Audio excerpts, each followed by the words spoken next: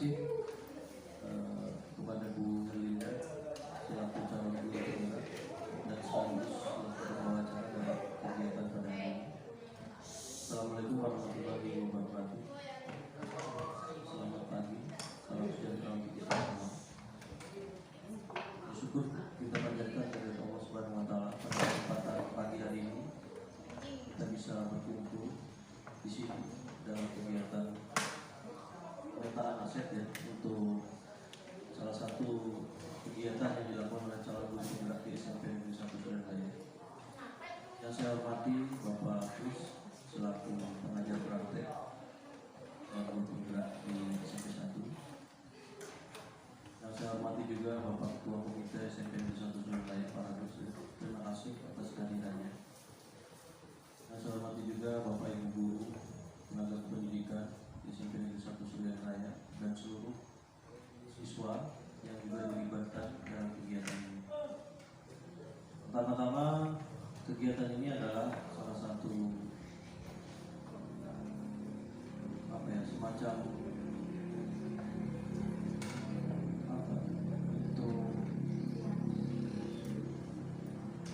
kegiatan ya, identifikasi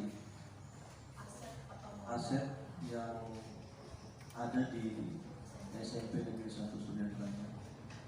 Ini salah satu tugas, salah satu yang ada di dalam situ adalah tugas calon guru penggerak juga mereka harus bisa untuk bekerja sama dengan seluruh guru tentang salah satunya adalah tentang aset, bagaimana tata kelolanya, bagaimana tata anggarannya. Nah, makanya di sini juga kita melibatkan ketua komite dan siswa agar seluruh aset sekolah itu diketahui oleh seluruh siswa dan komite juga bahwa dalam sekolah itu memang ada aset yang dimiliki oleh sekolah yang anggarannya dibelanjakan dari dana sekolah, entah itu dari dana bantuan personal sekolah atau dari dana aset pendapatan sekolah. Di sini saya tidak terlalu panjang lebar ya, dengan mengucapkan Bismillahirrahmanirrahim. Kegiatan pada hari ini Selasa 12 Juni 2023 saya nyatakan dibuka. Terima kasih. Saya akhiri. Wabillahi taufiq wal hidayah. Wassalamualaikum warahmatullahi wabarakatuh dan selamat pagi. Baik, Bapak Ibu semua, adik-adik dan siswa-siswi. Berikutnya adalah kami persilakan untuk pengajar praktik memberikan paparan atau pengantar untuk kegiatan nanti akan saya sampaikan kepada Pak Kristus Ebenezer. Silakan kami silakan. Terima kasih untuk Bu Herlinda selaku CGP di angkatan 7. Yang saya hormati Bapak Kepala Sekolah, Pak Diko, kemudian Bapak Komite yang hari ini berkenan hadir di kegiatan rapat identifikasi atau pemetaan aset yang dimiliki oleh SMP Negeri 1 Surabaya. Dan Bapak Ibu yang saya hormati, begitu juga dengan perwakilan siswa yang hari ini berkenan hadir walaupun masih dalam suasana penilaian akhir semester genap. Fokus pada kegiatan kita hari ini, pada rapat ini adalah di mana nanti kita bersama-sama yang akan dibimbing atau yang akan diidentifikasi adalah ada 7 aset. Ada 7 aset, yaitu yang pertama itu adalah modal manusia, di mana dalam modal manusia itu ada berapa guru yang tersedia. Nah, dan ini juga nanti adalah fungsinya juga untuk kita dalam penyampaian ke dinas pendidikan bahwa di sekolah ini mungkin apakah masih kekurangan tenaga mendidik atau seperti apa. Kemudian yang kedua adalah modal sosial. Nah, di modal sosial itu tata tertibnya sudah ada, dan ini mungkin semua sebenarnya sudah ada. Dalam 7 aset itu semua sudah ada. Nah, itu semua sudah ada. Rata-rata sekolah itu sudah memiliki itu semua. Kemudian dalam fisik gedung, ada berapa gedung kelasnya, apa ada lab IPA, lab komputernya, itu yang akan kita identifikasi. Nah, dan ini juga berfungsi nanti ketika kita mau melakukan atau membuat KOSP, atau kalau dia di IKM itu sudah KOSP, kalau K13 masih KTSP. Itu fungsinya ini. Nah, kemudian nanti ada juga lingkungan. Kalau kita lihat di sekolah ini lingkungannya sudah sangat bagus. Ada pohon-pohon yang dimana itu berfungsi juga untuk anak-anak bermain ketika jam istirahat. Berfungsi juga digunakan oleh Bapak Ibu guru untuk pembelajaran di luar kelas. Nah, itu yang akan kita identifikasi. Kemudian finansial. Nah, finansial itu seperti kita sudah ketahui bahwa sekolah ini sudah memiliki BOS, dan apakah ada nanti pendapatan sekolah ini di luar BOS, itu yang akan kita identifikasi. Kalau belum ada, apakah kira-kira ada nanti ini yang akan kita buat untuk meningkatkan pendapatan sekolah. Apakah itu berupa mungkin kantin, ataukah nanti kita buat nanti misalnya itu pertanian sayur-sayuran, yang dimana nanti setelah nanti itu semua bisa kita jual untuk meningkatkan income untuk sekolah. Kemudian ada juga modal politik. Modal politik itu adalah MOU. MOU yang dilaksanakan oleh sekolah. Misalnya itu ada sanggar, misalnya ada dunia usaha, toko, di mana mungkin seperti sudah semua tahu, setiap sekolah, di sekolah saya juga sudah menerapkan sebelum datangnya dana perlu, mungkin kita nanti akan ada misalnya meminta barang nanti dibayar setelah Vehicle battery, please charge. Power off. itu salah satu MOU juga dalam bidang modal politik. Ini yang menguntungkan sekolah kita. Nah, kemudian di bagian nanti modal agama dan budaya. Nah, di sekitar ini kan bisa kita bilang masih kentalnya itu terkait dengan budaya. Apakah budaya yang ada di sini bisa kita pergunakan untuk peningkatan pembelajaran?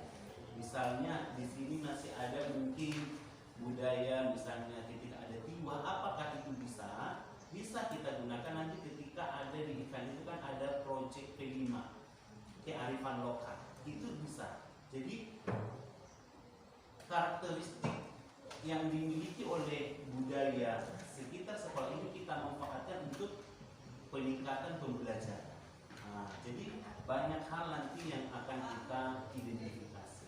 Mungkin itu sebagai permulaan dari saya. Nanti untuk detailnya nanti akan diprinsipkan oleh Bu Rinda. Mungkin Bu Rinda sudah membuat draftnya, sudah kita lihat nanti dari 7 aset itu mana yang belum dimasukkan dan mana yang sudah.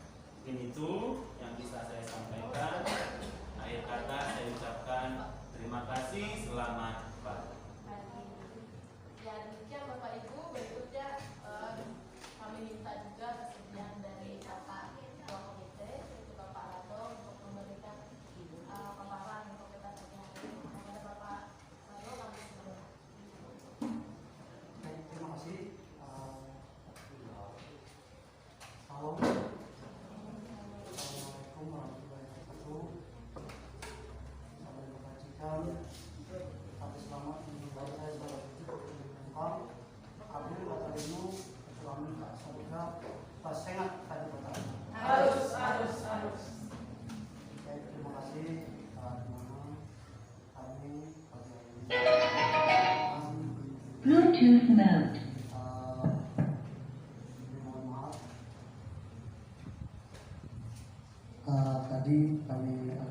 sedikit. Kami di kantor sebentar tadi. Untuk di pagi hari ini kami sangat bangga sekali di mana hari ini ada pemetaan aset dari SMP 1 Surya Jaya. Kami selaku ketua komite sangat mendukung apa yang diprogramkan hari ini. Apapun bentuknya kami mendukung. Tadi telah disampaikan Bapak Kristomo itu masalah pemasukan untuk sekolah. Mungkin itu kalau saya sangat mendukung sekali itu untuk pemasukan dari sekolah kita. Mungkin saya tidak banyak lebar ya. Untuk selanjutnya kami serahkan ke pembawa acara untuk yang dapat kami sampaikan. Kurang lebihnya mohon maaf dan sebesar-besarnya. Terima kasih. Wassalamualaikum warahmatullahi wabarakatuh. Ya, demikian Bapak Ibu, adik-adik. Sebelum kita masuk ke materi nanti yang akan kami sampaikan, yaitu pertama dulu saya perkenalkan dulu Pak panel. Yang pertama adalah Bapak fasilitator kami, Bapak Yogiartono. Beliau ini yang selalu menemani kami 2 kali pertemuan, itu ruang kolaborasi itu Zoom atau Meet melalui SIM PKB atau LMS. Jadi belum pernah berjumpa langsung, jadi cuma dari dunia maya aja. Kemudian yang sering menemui saya tiap bulan, hampir tiap bulan adalah Bapak Kristomo, yaitu pengajar praktik dari angkatan 7. Kebetulan beliau juga CGP di bawah Pak Kris ini ada 7 Pak ya? Ada 6 orang. Salah satunya adalah saya, yaitu dari SMP Negeri 1 Surabaya.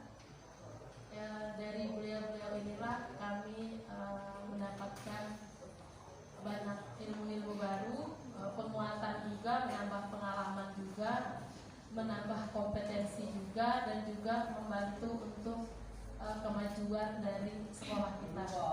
Kemudian hari ini adalah pendampingan ke-6. Ini adalah pendampingan terakhir atau kunjungan terakhir dari Pak Kris ke sekolah kita. Jadi untuk modul 3.2 ini yaitu pemimpin pengelolaan dalam sumber daya. Sumber daya ini yang kita gali adalah dari lingkungan sekolah kita dulu. Itu modul awalnya. Kemudian pemetaan aset beberapa sudah kita lakukan kemarin dari diskusi bersama kepala sekolah, kemudian wakil kepala sekolah, kemudian Bapak Ibu juga kemarin Dewan Guru yang membantu saya di pemetaan aset ini. Kemudian juga dari beberapa adik-adik siswa-siswi juga membantu saya untuk dalam mengidentifikasi. Mungkin nantinya kita sama-sama melihat atau mengetahui juga, siapa tahu nanti ada yang perlu dimasukkan. Baik, kita akan lanjutkan pemaparan kita adalah pemetaan aset atau modal yang ada di sekolah kita, yaitu SMP Negeri 1 Surabaya. Kemudian pemimpin pembelajaran dalam mengelola sumber daya merupakan tugas guru dan tugas kita semua yang berada di sekolah ini untuk mengelola ekosistem sumber daya yang ada di sekolah, di mana sebuah ekosistem sekolah merupakan hubungan interaksi yang saling berkaitan dipengaruhi oleh faktor biotik dan abiotik. Ekosistem sekolah yaitu yang biotik. Faktor-faktor biotik yang ada di sekolah yaitu ada kepala sekolah, ada guru, ada murid, ada wali murid, dan masyarakat di sekitar kita, tetangga kiri kanan kita. Kemudian faktor abiotik adalah keuangan sekolah dan segala bentuk sarana prasarana yang ada di sekolah serta lingkungan alam sekitar. Kemudian Seringkali kita sebagai pemimpin pembelajaran menemukan berbagai kendala atau hambatan dalam melakukan sesuatu atau menyelesaikan suatu permasalahan yang terjadi di sekolah. Namun selama ini kita hanya berfokus pada masalah atau kekurangan yang ada tanpa kita sadari sebenarnya banyak sekali kekuatan-kekuatan yang ada di sekolah kita. Sebuah solusi untuk menyelesaikan suatu permasalahan yang terjadi di sekolah maupun untuk mengetahui faktor-faktor yang menghambat suatu rencana dengan cara melakukan pendekatan komunitas berbasis aset atau kekuatan untuk mengelola sumber daya utama yang ada di sekolah. Guru juga dapat melakukan pemetaan aset. Melakukan pendekatan atau berbasis aset sangatlah penting karena dengan pendekatan tersebut kita dapat mengetahui kekuatan-kekuatan yang ada pada ekosistem sekolah, sehingga nantinya berdampak pada pengelolaan sumber daya yang baik dan dengan pengelolaan sumber daya yang tepat. Maka kualitas pendidikan yang ada pada sekolah tersebut akan maju dan berkembang. Nah, ini yang kita petakan kemarin atau yang kita identifikasi, ada 7 aset utama yang ada di SMP Negeri 1 Seruyan Raya.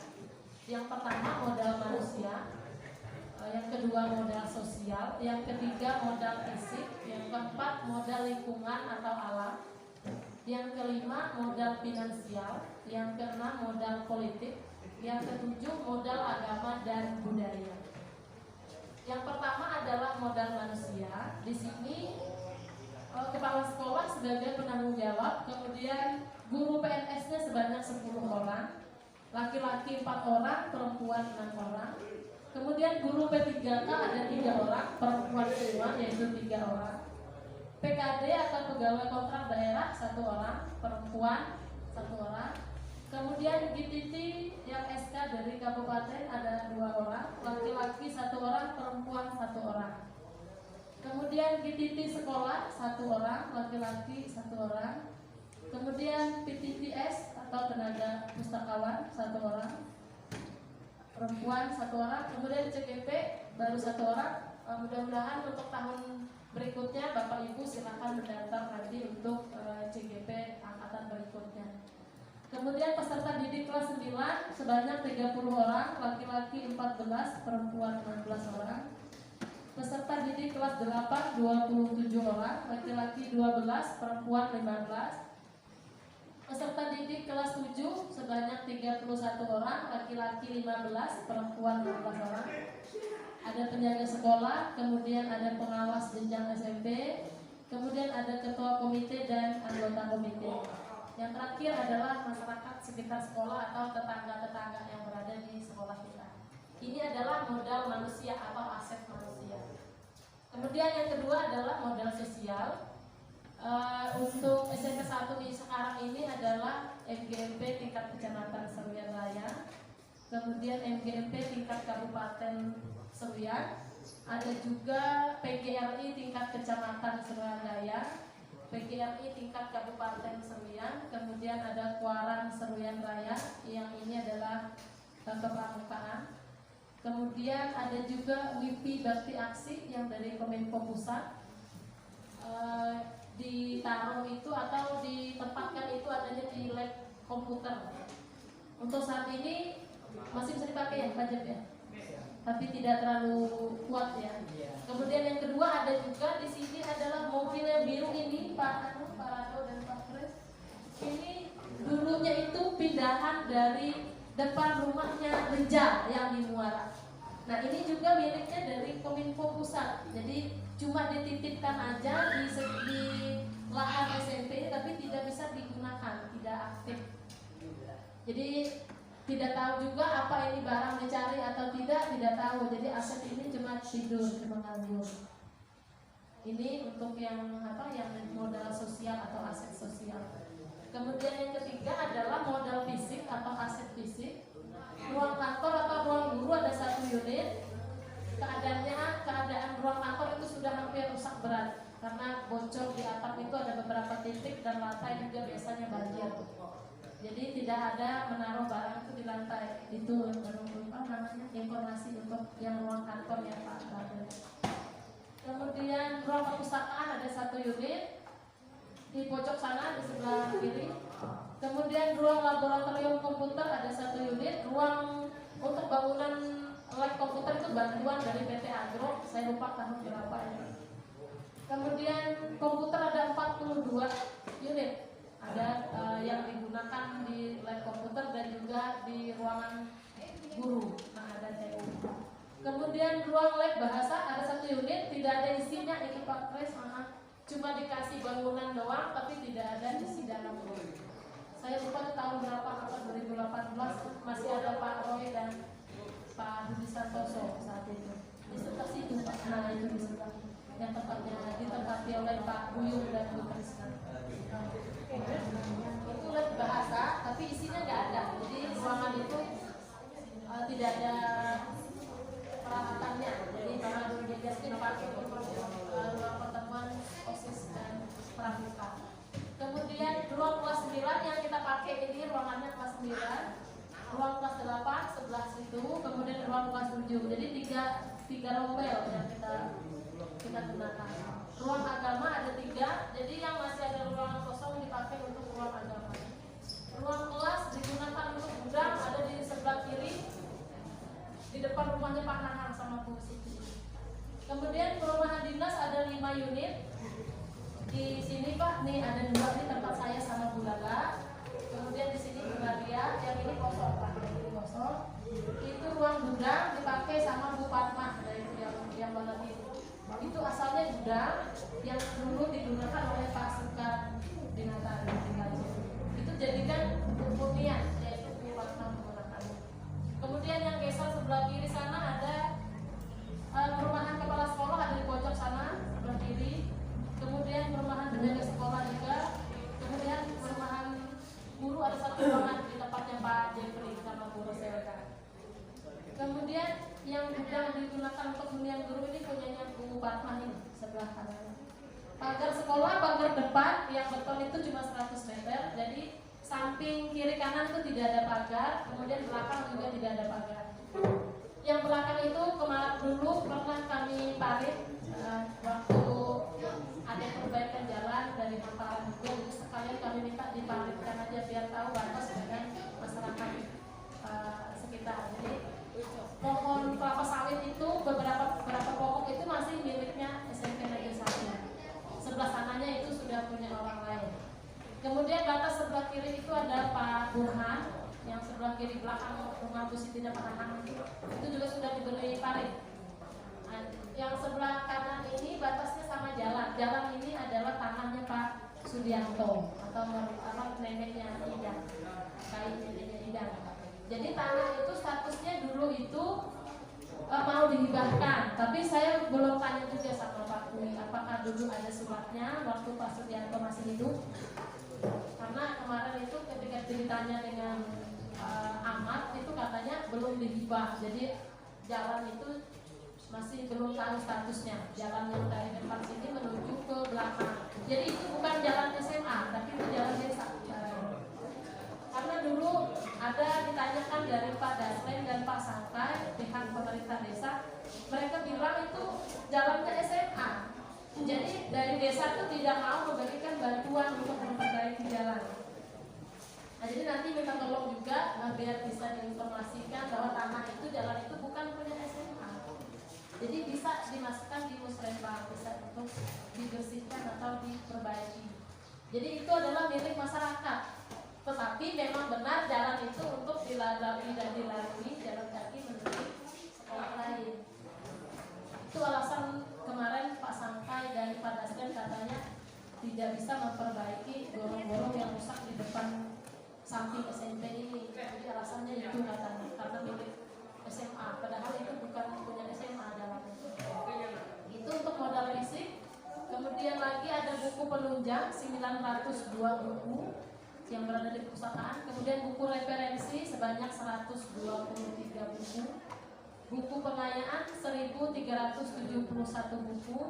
Alat peraga matematika 1 set, alat peraga IPA 2 set, alat peraga IPS 3 set, alat peraga olahraga 9 set, alat peraga kesenian 9 set.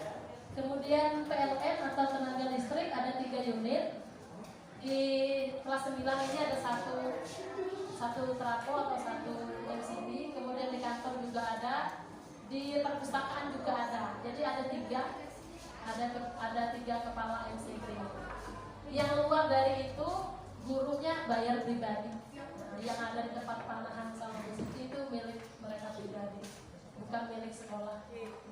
Ya, yang ada satunya juga di lab bahasa ini ada satu pasang.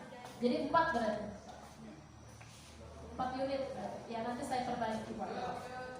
Kemudian untuk sanitasi kita cuma adanya sumur galian, tidak ada sumur bor jenis tanaman. Satu di depan tempat rumah ini kami pakai untuk 4 rumah ini. Tempatnya belakang perpustakaan ada satu juga, ada sumur dipakai Pak Jepri dan Guru Selda. Kemudian di samping Pak Nahang dipakai Pak Nahang sama Bu Siti ya, sumurnya, sama Bu Eni. Satu sumur lagi yang di ujung tempat Pak Anto itu bisa dipakai apa tidak Bu? Sumurnya. Nah ada satu. Jadi jumlah sumur itu ada 5 sumur galian. Kemudian tidak ada PDAM ya, tidak ada yang menggunakan saluran yang pakai selang itu nggak ada. Jadi kita semuanya pakai sumur dari pakai hitachi langsung dialirkan ke rumah. Kemudian untuk toilet atau WC ada 6 unit laki-laki dan perempuan. Di samping Bu Siti sana atau di belakang lab IPA itu ada WC siswa. Di samping Bu Fatma ini, depan Bu Fatma ini ada juga WC untuk siswa. Kemudian untuk toilet guru itu cuma satu, yaitu yang berada di dalam kantor Pak, yang ada di dalam ruang guru. Kemudian ada laptop sekolah, ada 3 unit. Di sini saya tulis rusak berat karena layarnya itu agak goyang-goyang, tapi masih bisa digunakan. Satu itu ada sama saya, kemudian satu sama Bu Henu. Satu itu di mana? Oh iya, satu di Pak Jepri bendahara. Itu kalau untuk laptop ya. Kemudian yang keempat adalah modal lingkungan dan alam. Nah, lingkungan yang ada di SMP kita ini, tanaman hias di depan kelas ini masih minim, belum berkembang, kita boleh bilang belum berkembang. Karena untuk taman-taman di depan kelas ini masih cepat rusaknya, cepat hancurnya sama anak-anak kita. Kemudian di halaman sekolah di depan sekitar pagar sudah ada jenis pohon lingkungnya. Nggak tahu itu jenisnya apa itu ya, penahan ya, ada buahnya. Ya itu waktu Pak Nahang kepala sekolah menanam beberapa pohon di sekitar pagar, itu sudah berbuah itu penahan. Kemudian lingkungan kita udara masih bagus karena jauh dari perkotaan, jadi menurut kami itu belum terlalu padat untuk polusi. Kemudian ada juga model lingkungan kita adalah ada dermaga. Dari sekolah ini turun ke bawah itu lurus sekitar 2 km. Di sana ada dermaga yang bisa digunakan untuk media pembelajaran atau praktek pembelajaran di luar ruang kelas. Ada juga danau dangkal, bisa juga dijadikan objek atau media untuk pembelajaran mata pelajaran yang lain. Kemudian tumbuh-tumbuhan sekitar lingkungan sekolah dapat juga digunakan. Contohnya seperti di belakang ini ada pohon kelapa sawit, kemudian ada juga tanaman yang masih liar, itu juga bisa untuk mengapel lipat, nanti berintegrasi juga bisa. Kemudian kebun yang di belakang tadi dari tempat itu ada 1000 meter modal agama dan budaya. Untuk SMP Negeri 1 ini majemuk, jadi semua agama itu ada kecuali Konghucu Pak Cina. Jadi perayaan hari besar agama yang kita lakukan adalah ada Isra Mi'raj, ada Maulid Nabi, ada Natal gabungan, ada Nyepi Dharma Santi, kemudian ada sholat berjamaah juga di lingkungan sekolah, kemudian pembinaan infak untuk semua agama seminggu sekali, kemudian perayaan hari-hari besar nasional, kemudian pelaksanaan upacara hari Senin itu sebagai wujud pengenalan cinta tanah air.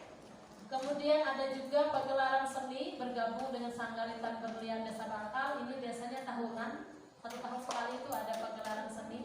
Kemudian ada juga pencak silat perguruan Singaeran, ada perguruan Bangkuy, ada juga PSHT. Karena beberapa dari siswa-siswi kita SMP itu mengikuti perguruan ini. Kemudian ada situs-situs leluhur juga umat Hindu Keharingan, ada Sanggung, ada Sapundu, ada Pantar, ada Balai, ada Keramat, dan ada Petahu. Itu yang masih sering terlihat kalau Bapak Ibu berjalan-jalan di sekitar Desa Bangkal. Ada juga situs budaya adalah tiang bendera di pinggir danau sana, yang pada zaman Belanda di Jalan Macan Rajung. Nah itu sebelum Belanda masuk itu sudah berdiri tiang itu. Itu pernah direnovasi atau pernah direhab lagi karena patah. Jadi 3 sambungan itu, sambungan yang pertama itu sudah patah. Jadi yang sekarang ini itu sudah diperbaiki. Jadi bukan lagi dengan ketinggian yang pertama. Itu untuk situs budaya. Kemudian juga untuk kearifan lokal itu juga yang dari desa ini adalah ada perayaan Hari Jadi Desa. Jadi setiap tahun itu melibatkan semua warga Desa Bangkal. Ada untuk tahun ini usia Desa Bangkal ini adalah 204, jadi 204. Itu untuk modal agama dan budaya. Habis, nah itu adalah yang hasil dari identifikasi atau hasil dari pemetaan aset yang kemarin secara bersama-sama kami lakukan. Mungkin Bapak Ibu nanti silakan beri masukan. Siapa tahu masih ada yang belum kita masuki atau belum kita tambahkan. Mungkin dari saya untuk pemaparan materi ini mungkin demikian. Untuk selanjutnya saya persilakan untuk kepala sekolah. Terima kasih.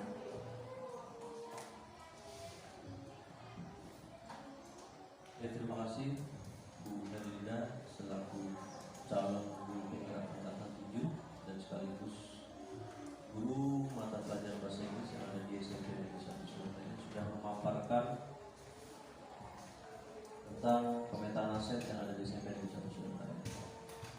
Ini sudah jelas tadi dipaparkan oleh Bu Herlinda beberapa aset-aset yang sudah dikategorikan menjadi 7. Jadi ini peruntukan tadi ada sempat saya dengar memang tidak teridentifikasi jumlah untuk gaji guru. Gaji guru sesuai pangkat golongan kalau yang PNS, sesuai pangkat golongan. Slip gaji ada di tempat kita ya. Memang bulan kemarin untuk golongan 4A itu sekitar 5 juta sekian kalau tidak salah gajinya. Kecuali dia tidak ada tanggungan seperti Pak, itu sekitar berapa Pak? 4 juta ya. Karena tidak memiliki tanggungan Pak. Karena di dalam gaji itu rinciannya banyak.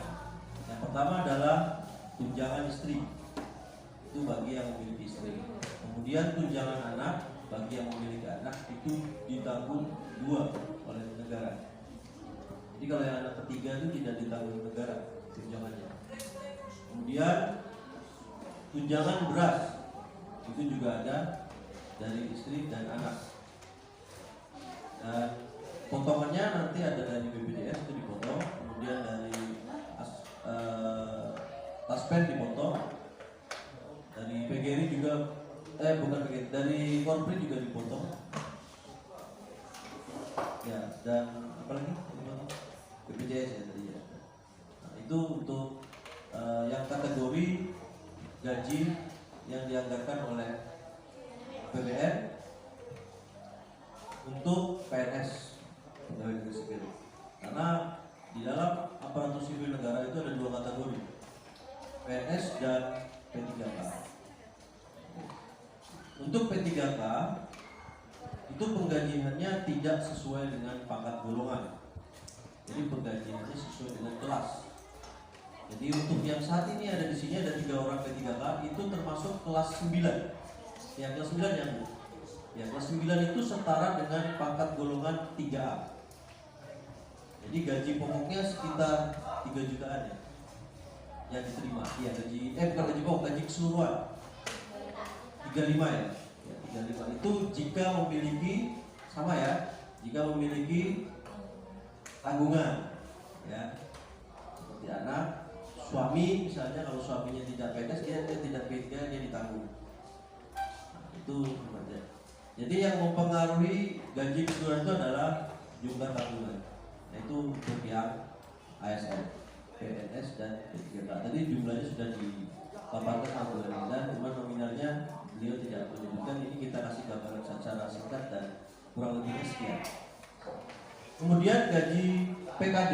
PKD ini adalah pegawai kontrak daerah ya. Di sini yang mendapatkan status PKD adalah Bu Yeni Tasari, guru bahasa Inggris yang ada di SMP Negeri 1 Surabaya, yang memang beliau untuk mendapatkan status itu adalah melalui uji kompetensi.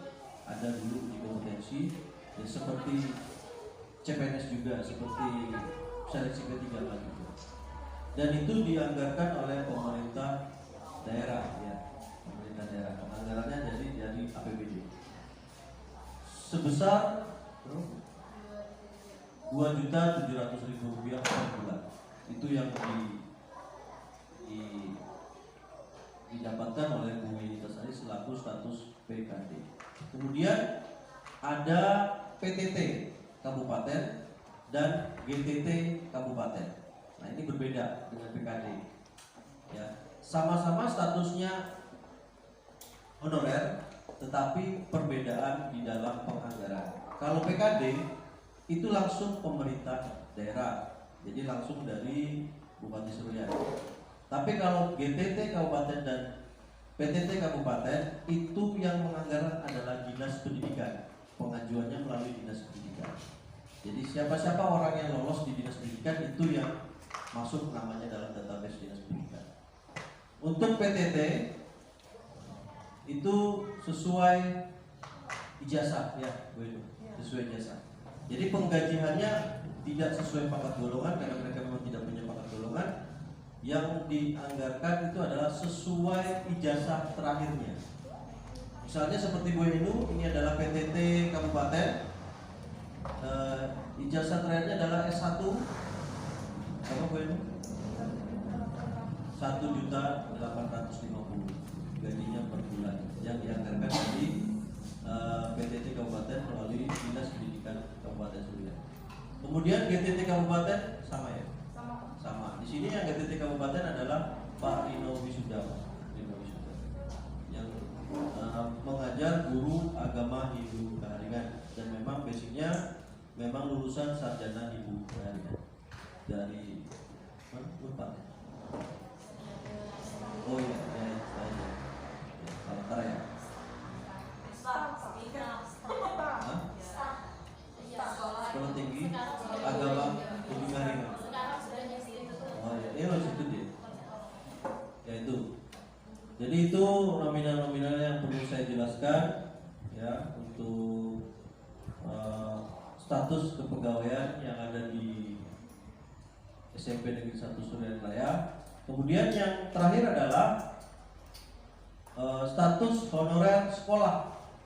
Jadi yang tadi saya sebutkan di awal itu adalah status honorer kabupaten.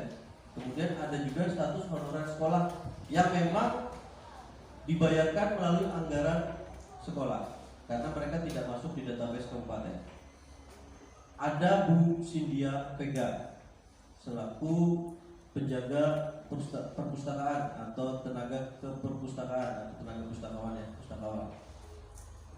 Itu digaji per bulan sebesar Rp650.000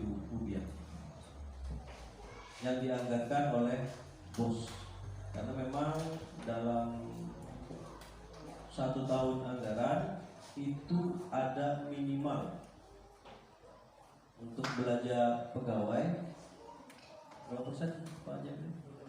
20%. Makanya kalau lebih daripada 20% itu akan menjadi temuan. Makanya di pos-posnya akan diuraikan secara jelas, tidak bisa diganggu-ganggu untuk itu. Jadi untuk tambahannya dari Bu Pega ini, dari perusahaan ya Bu Pega ya ada ya, dari Hamparan ya.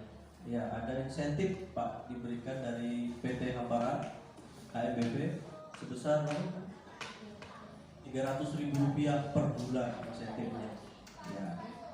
Itu biar jelas ya, kita tidak usah tutup-tutupi anggaran, kita buka aja di sini. Ini mau ada ketua komite, ada siswa, kita buka aja, buka-bukaan, nggak usah kita tutup-tutupi. Anggaran kita buka secara jelas. Dan memang benar yang diterima adalah segitu. Ya Bu Pega menerima berapa dari bos? Ya 650 Pak.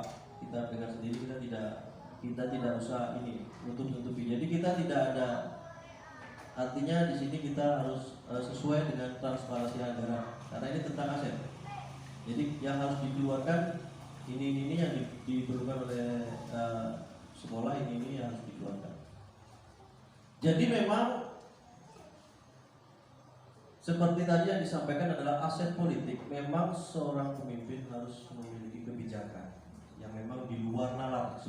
Terkadang itu di luar nalar untuk kebaikan sekolah. Intinya itu untuk kebaikan sekolah. Yang memang di luar nalar, yang memang harus dilakukan, tidak bisa ditunda-tunda. Dan itu harus dilakukan, tidak bisa ditunda-tunda dan tidak bisa diubah-ubah. Artinya kalau hari ini iya, besok tidak boleh jadi tidak. Kalau hari ini iya, ya hari ini iya, besok pun tetap iya. Kalau hari ini tidak, besok tetap tidak bisa dirubah. Itulah yang namanya tadi aset politik. Jadi kebijakan kepemimpinan itu wajib dikeluarkan dan dirapatkan dengan Dewan Guru secepatnya. Kalau itu dalam keadaan genting, itu secepatnya harus dikeluarkan. Contoh, kemarin Pak, kita untuk anggaran BOS memang terlambat, memang seluruh sekolah negeri terlambat sampai bulan Mei baru dicairkan. Dari mana anggaran kita dari Januari sampai April kalau tidak ada kebijakan pimpinan? Itu harus dilakukan. Itulah sebabnya di dalam sekolah itu memang harus memiliki kebijakan yang memang kepala sekolah yang pada saat ini saya lakukan adalah memang untuk seluruh komponen sekolah.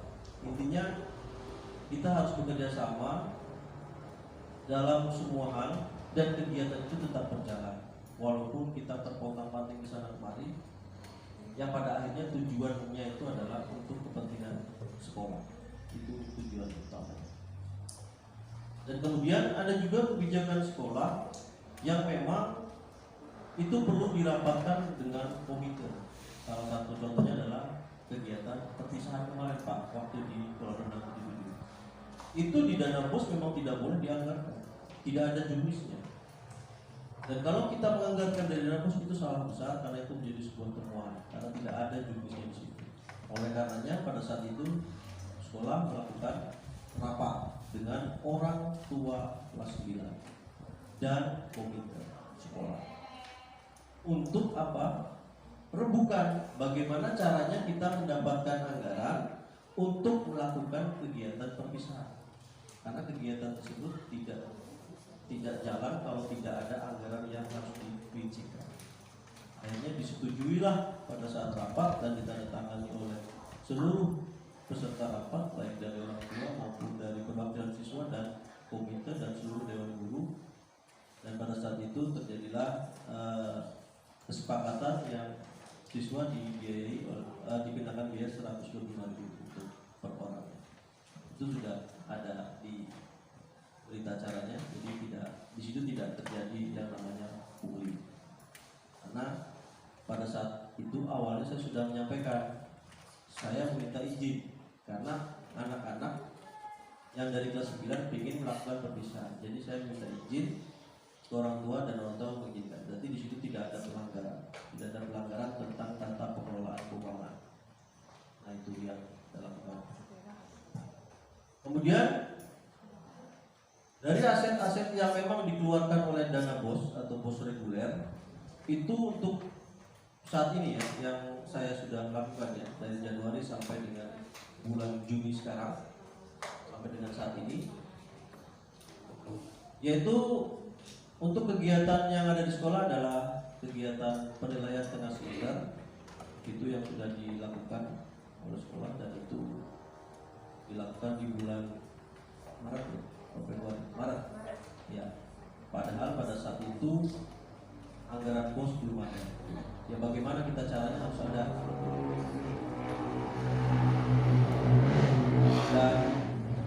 laporan kegiatannya sudah dibuat oleh ketua panitia.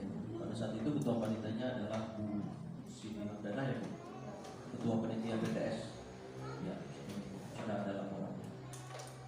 Yang anggarannya juga sudah jelas di situ. Mereka sudah memegang semua laporan. Kemudian ada kegiatan bimbel komputer. Bimbel komputer pada saat itu saya tunjuk yaitu Bu Maria, Bu ya, Bu Maria. Dan itu sudah dilakukan Pak dan Ibu semua. Itu sudah dilakukan untuk pengenalan bidang IT untuk siswa. Kemudian kegiatan bimbingan belajar menghadapi ujian sekolah. Pada saat itu yang ditunjuk adalah Pak Nahar, Pak Nahar ya. Ya, selaku ketua panitianya adalah Pak Nahar. Dan itu juga sudah dilakukan dan sudah dibuat laporan. Kemudian ada lagi kegiatan ujian sekolah. Itu diketuai oleh Bu Livia. Itu kegiatan ujian sekolah juga sudah dilakukan, sudah dilaksanakan, sudah selesai, dan itu juga sudah dibuat laporan. Kemudian ada lagi kegiatan kepramukaan. Pada saat itu ada Bu Helida, Bu Helida ini yang mengkoordinasikan ke teman-teman yang lain juga sudah dilakukan. Kemudian yang terakhir adalah kegiatan penilaian akhir semester genap yang sekarang masih dilaksanakan, belum selesai. Dan kebetulan ketuanya juga Bu Herlina selaku ketua panitianya, dan itu sudah dianggarkan semua. Nah, yang terakhir adalah perpisahan dan itu dianggarkan dari dana komite. Itulah beberapa rincian anggaran yang sudah dikeluarkan oleh BOS, yang termasuk juga ada pembelanjaan ATK dan pembelanjaan modal. Kita itu termasuk yang ada di kita ini ada Bluetooth, speaker Bluetooth dan lain-lain, itu juga sudah ada. Nah, dari 6 bulan berjalan ini itulah yang bisa saya sampaikan sebagai bahan untuk kita belajar untuk mengelola anggaran secara bersama-sama, sehingga pada saatnya nanti, karena semua itu pasti ada waktunya, pada saatnya nanti semua bapak ibu yang ada di sini nanti akan menjadi seorang pemimpin. Silahkan diambil yang baiknya, dibuang yang jeleknya, untuk referensi saat nantinya kedepannya semua yang ada di sini akan memiliki peluang menjadi seorang pemimpin. Sama Pak Nahar juga sudah pernah menjadi seorang pemimpin, dan terima kasih, alhamdulillah beliau juga sudah berusaha untuk memperbaiki sekolah, berusaha untuk memajukan sekolah, dan selanjutnya saya lanjutkan juga harus kedepannya sampai satu ini menjadi lebih baik dari yang sebelum-sebelumnya. Mungkin hanya itu saja yang bisa saya tambahkan dari pemetaan aset dan semua anggaran yang ada di sekolah. Kurang lebihnya saya mohon maaf. Saya akhiri. Wassalamualaikum warahmatullahi wabarakatuh. Ya, demikian Bapak Ibu. Yang terakhir saya minta dengan hormat memberi kitab penguatan. Saya serahkan ke Pak Kris Thomas. Kepada Pak Kris kami silakan. Baik, terima kasih. Kalau kita lihat tadi Bapak Ibu, dari ketujuh aset itu yang sudah diplotkan atau yang sudah dikelompokkan, ya, rupanya begitu banyak aset sekolah ini, begitu banyak. Nah, terutama di aset lingkungan, bahwa rupanya ada dermaga, ada yang lain yang bisa kita gunakan untuk pembelajaran, yang bisa kita gunakan atau kita maksimalkan untuk pembelajaran, di mana mungkin semua sekolah nanti sudah menerapkan implementasi kurikulum merdeka. Nah, jadi pembelajaran itu sudah sesuai dengan profil siswa, di mana anak kadang sudah bisa kita bilang sudah agak sedikit bosan kalau hanya pembelajaran di kelas. Bisa kita bawa anak itu ke dermaga, atau bisa juga keluar, atau di situ ada pohon-pohon bisa. Ketika teduh bisa kita duduk di situ bersama-sama membentuk lingkaran, membuat pembelajaran yang lebih menyenangkan. Jadi rupanya saya baru lihat rupanya sangat banyak aset sekolah ini yang mendukung kepada proses pembelajaran. Tinggal kita yang akan memaksimalkan seluruh aset ini yang tujuannya untuk peningkatan pembelajaran. Yang ketujuh aset ini sebenarnya tujuannya peningkatan pembelajaran itu nanti akan berujung kepada prestasi. Itu tujuannya. Kemudian memang betul setiap sekolah itu kalau hanya kita berpatokan kepada dana bos sangat tidak bisa untuk membiayai seluruh pengeluaran sekolah. Seberapapun, misalnya kalau kita lihat sekolah lain yang sudah 6 rombel SMP-nya, yang sudah bahkan ada 12 rombel, itu pun masih kelabakan atau masih pusing terkait dengan menutupi pengeluaran di sekolah. Jadi bagaimana caranya? Tadi sudah kita lihat pemetaannya, itu rupanya ada di sekitar sekolah ini ada beberapa perusahaan.